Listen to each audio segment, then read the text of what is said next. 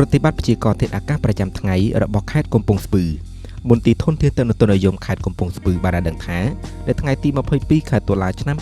2025កម្រិតសម្ពាធខ្សោយបានកំពុងមានឥទ្ធិពលជាមធ្យមមកលើខេត្តកំពង់ស្ពឺស្ថានភាពបែបនេះនឹងធ្វើឲ្យសីតុណ្ហភាពអបបរបាពី24ដល់25អង្សាសេនិងអតិបរបាពី31ដល់32អង្សាសេខ្យល់ប្រែប្រួលទិសមានល្បឿនចាប់ពី1ទៅដល់4ម៉ែត្រក្នុងវិនាទីមានភ្លៀងផ្គររន្ទះពីតិចទៅមធ្យមភាវនិយភាព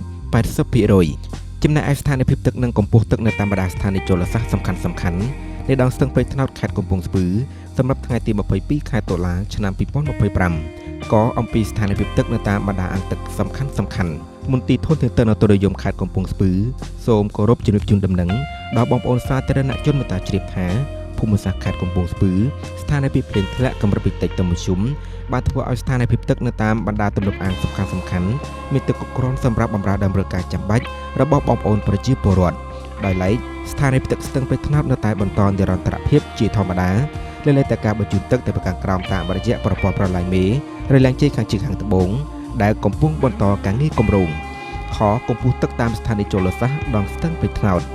1ស្ថានីយតាសាលថ្ងៃនេះទឹកមានកម្ពស់19.31 សង់ទីម៉ែត្រភាពមិនថ្ងៃម្សិលមិញទាបជាង2សង់ទីម៉ែត្រកម្រិតកម្ពស់ប៉ងបរិយា20ម៉ែត្រ2ស្ថានីយពីមខ្លីថ្ងៃនេះទឹកមានកម្ពស់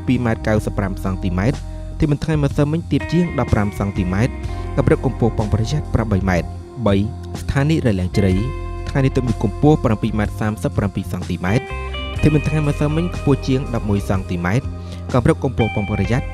7.80 សង់ទីម៉ែត្រអាសាដោយបានគោរពជំរាបជូនខាងលើសូមបងប្អូនសាធារណជនមេត្តាជ្រាបសូមគោរពថ្លែងអរគុណយ៉ាងជ្រាលជ្រៅសម្រាប់កិច្ចសហការ